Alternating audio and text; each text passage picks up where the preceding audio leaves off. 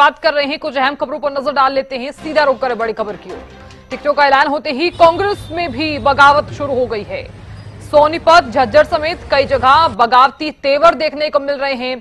गोहाना से कांग्रेस नेता कपूर नरवाल ने इस्तीफा दे दिया है। इधर बहादुरगढ़ में राजेश जून का निर्दलीय चुनाव लड़ने का ऐलान। मेरे साथ कांग्रेस नेतृत्व ने धोखा किया, राजेश जून ने कहा। तो देखिए, कांग्रेस में भी अब बगावती तेवर देखने को मिल रहे हैं, बगावती सुर देखने को मिल रहे हैं। गोहाना से कांग्रेस नेता कपूर नरवाल ने इस्तीफा दे दिया है। बहादुरगढ़ में राजेश जून का निर्दलीय चुनाव लड़ने का ऐलान। मेरे साथ कांग्रेस नेतृत्व ने धोखा किया, राजेश जून ने कहा। टिकटों का ऐलान होते ही कांग्रेस में भी बगावती तेवर जो है वो लगातार देखने को मिल रहे हैं। सोनीपत, झज्जर समेत कई जगह बगावती तेवर देखने को मिले। गोहाना से कांग्रेस नेता कपूर नरवाल ने इस्तीफा दे दिया है। बहादुरगढ़ में राजेश जून का निर्दलीय चुनाव लड़ने का भी ऐलान।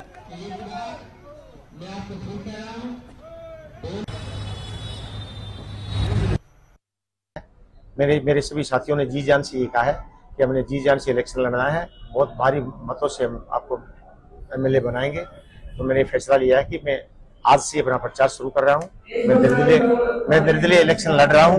11 तारीख को हम नामांकन करेंगे और आज से हमने अपना प्रचार शुरू कर दिया। धोखाधड़ी, विश्वासघात,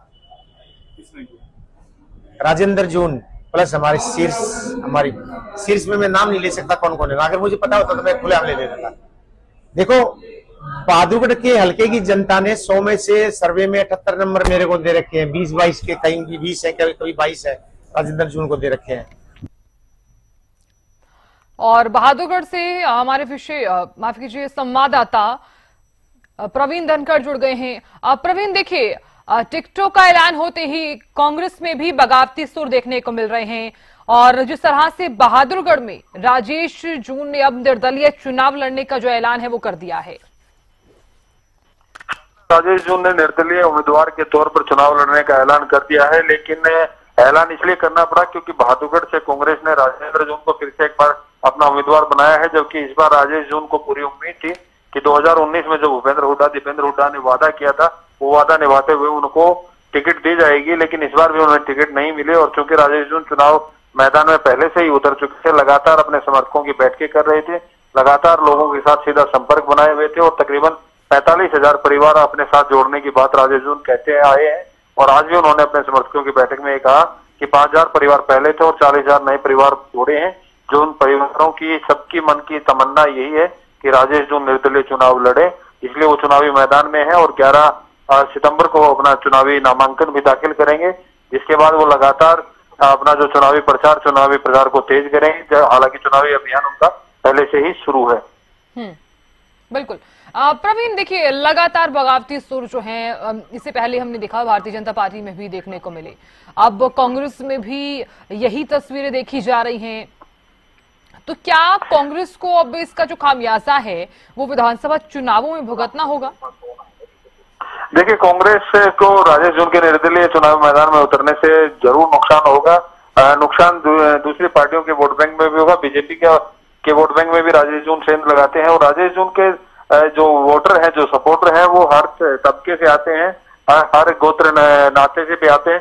राजेश जून लगातार सक्रिय रहे हैं चुनावी मैदान में और राजेश जून का ये कहना है कि राजेंद्र जून जो बहादुरगढ़ की जो विधायकी है उस पर कब्जा प्रकार रखना चाहते हैं, जबकि वो लोगों के काम करना चाहते हैं, इसलिए चुनावी मैदान में उतरे हैं। चलिए, आप नजर बनाए रखेगा, जानकारी हम आपसे लेते रहेंगे प्रवीण।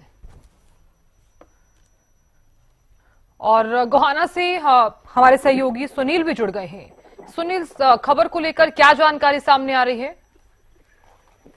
देखिए, बिल्कुल जिस तरह से कांग्रेस की पहले से जारी हो गई है, उसी को लेकर जो है घमासान भी कहीं ना कहीं देखने को मिल रहा है, क्योंकि बड़ौदा हल्के से कपूर नरवाल एक अपने आप में बड़े नेता है और जब 2020 में बड़ौदा हल्के में उपचुनाव हुआ था तो उस समय जो है कहीं ना कहीं टिकट के प्रमुख दावेदार माने जा रहे थे। तो जो है आजाद उम्मीदवार की मात्रा बढ़ दिया था, लेकिन उस समय जो है दीपेंद्र कपूर नरवाल को आश्वासन दिया था कि अब जो 2024 के जो चुनाव होंगे उसमें जो है उनको टिकट दी जाएगी, लेकिन उनको इस बार भी टिकट नहीं मिली है, जिस बात से लेकर नाराज नजर आए हैं। और एक जो है उन्होंने गोहाना में पंचायत भी की थी, लोगों को दिया था। और सुनील, देखिए यहाँ पर कांग्रेस के जो नेता हैं कपूर नरवाल, जिन्होंने इस्तीफा तो दे दिया है, क्या उनकी तरफ से कोई प्रतिक्रिया सामने आई है, कोई रिएक्शन सामने आया हो? चलिए, सुनील से हमारा संपर्क नहीं हो पा रहा है। बहुत बहुत शुक्रिया जानकारी देने के लिए।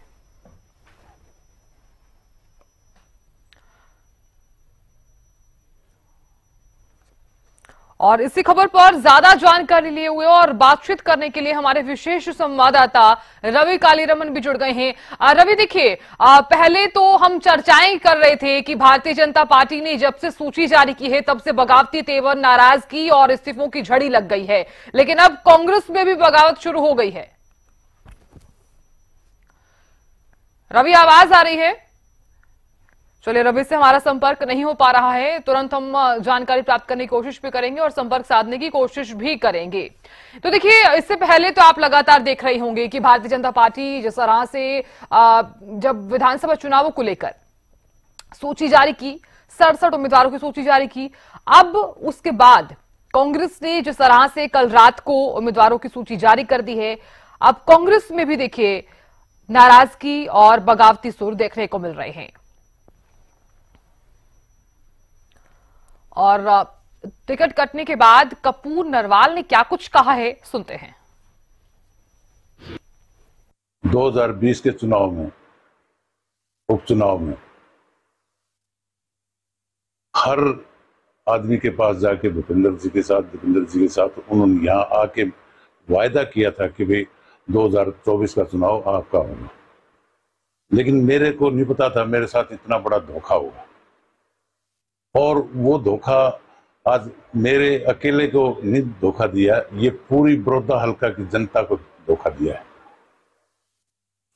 क्योंकि चौधरी भूपेंद्र सिंह हुड्डा की एक बात कहते थे लोग कि भाई ये जुबान का पक्का है। अब लोग बताएं कि ये जुबान का पक्का है या कैसा है। मेरे साथ इतने राजनीति में शराफत की जिंदगी में जो जी रहा हूं, उसका मेरे साथ ये धोखा देता तो पता नहीं किसके साथ क्या कर सकता है।